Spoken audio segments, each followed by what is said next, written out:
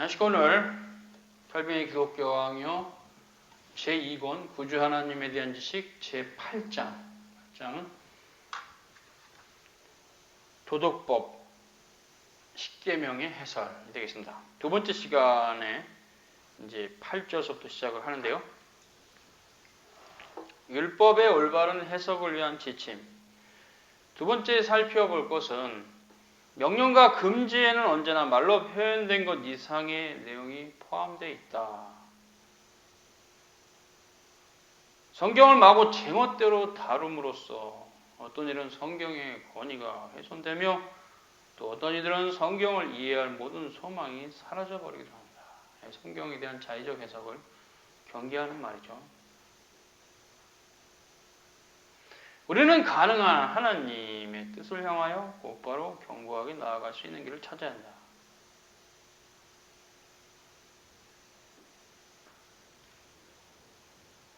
거의 모든 계명에서 제율법이 사용되고 있다.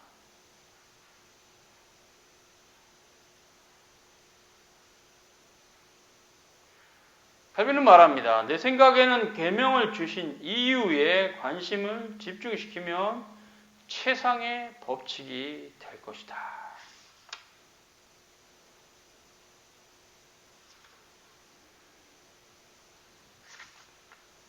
그래서 사례를 든 것은 제5계명이죠. 뭐냐? 부모를 공경하라. 제5계명의 목적은 하나님께서 존귀하게 하신 자들에게 존귀를 돌리게 하는 데 있다. 하나님께서 어느 정도 존귀를 베풀어 주신 자들을 존귀하게 여기는 것은 옳다. 하나님을 기쁘시게 하는 것이다. 반대로 그들을 멸시하고 고집스럽게 대하는 것은 하나님께서 혐오하시는 것이다. 5계명에 대한 취지가 이렇다는 거죠. 제1계명도 이렇게 설명하는데요. 간략하게. 이것은 나 외에 다른 신을 잊지 말라. 이게 1계명이죠. 하나님만을 경배해라 라는 뜻이다. 참고 출애굽기 20장 2절과 3절, 신명기 6장 4절에서 5절. 그래서 이 1계명의 핵심은 참된 경건이 하나님께 기쁨이 되며 불경건은 하나님께서 가증스럽게 여기시는 것이다. 1계명에 관한 경건은 유일신 사상을 따라가는 거죠. 불경건은 다신론이나 범신론을 따라가는 것이죠. 명령과 구절입니다. 금지의 바른 의미. 선한 것을 명령할 때에 그것과 상충되는 악한 것도 금지한다는 것은 증명할 필요가 없지 않는가 이렇게 칼빈은 말합니다. 악한 것을 금지하는 것은 또한 그것과 반대되는 의무를 명령하는 것이라는 것에 되게 기꺼이 나는 인정하겠다 이렇게 말합니다.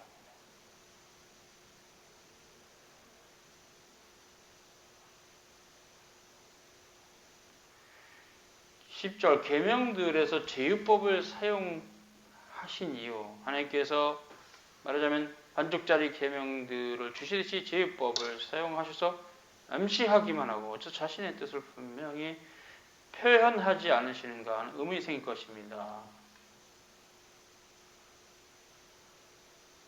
하나님께서는 각종 범죄 중에 가장 끔찍하고 악한 요소를 예로 제시하셔서 우리가 그것을 접하고서 떨게 만드시고 그래 우리 마음에 각종 죄에 대한 혐오를 더 크게 각인시키고자 하신 것입니다. 주께서는 그 악행이 얼마나 사악한가를 잘 보여줄 수 있는 몇 가지 범주를 언급하시고 그것을 통해서 그 악행들 전체를 더 포괄시켜 제시함으로써 이런 그릇된 오해를 불식시키는 것입니다. 예를 들어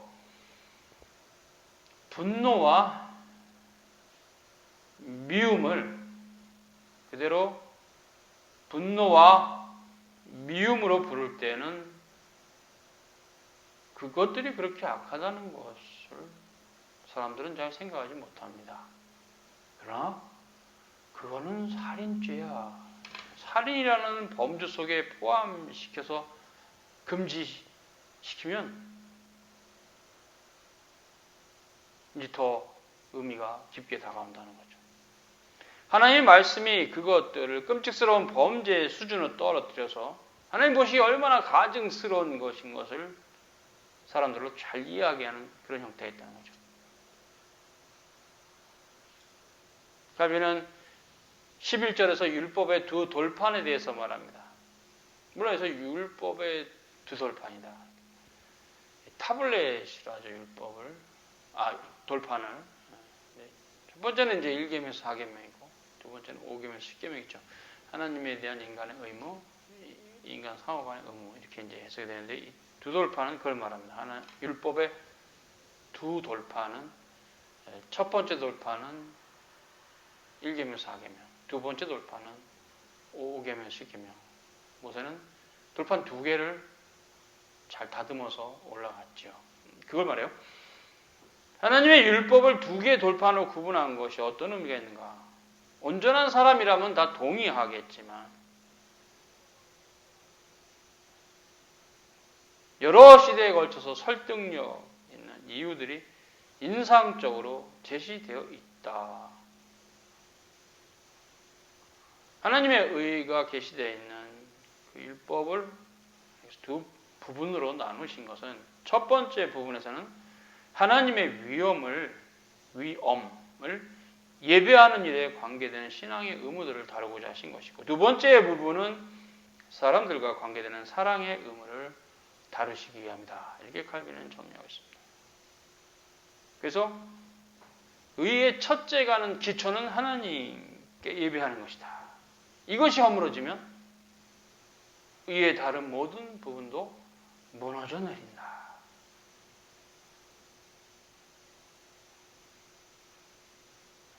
만약 불경스러운 모독으로 하나님의 위엄과 영광을 빼앗아 버리는 자가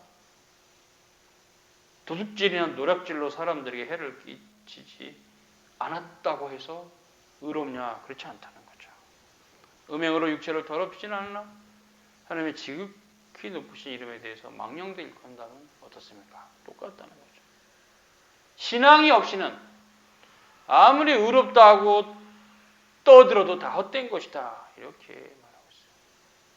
신앙은 바로 핵심의 부분이고 몸 전체 호흡과 생기를 주는 영혼과도 같다. 이렇게 갈비는 말하고 있어요.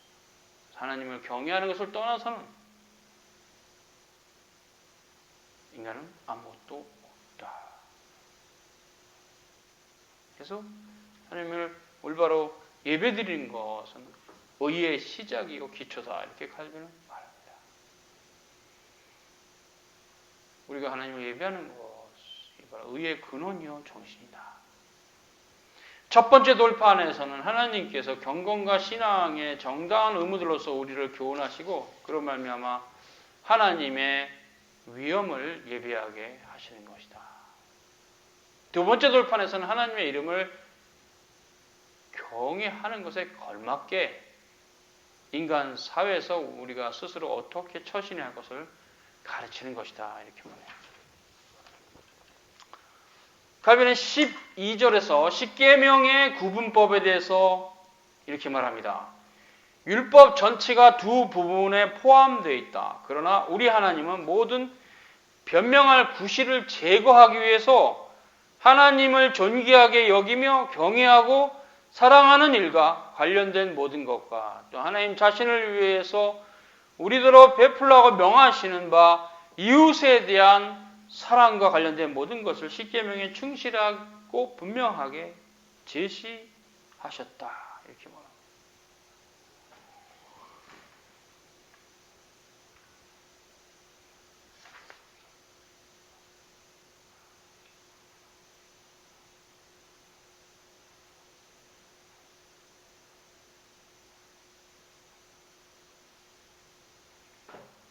그래서 갈비는 이 부분에서 10계명이 있는데 10계명은 이 10계명에서 4계명은 첫 번째 돌판에 속해 있고 두 번째 돌판 6계명이 들어있다. 우리는 계명들을 이러한 순서로 취한다.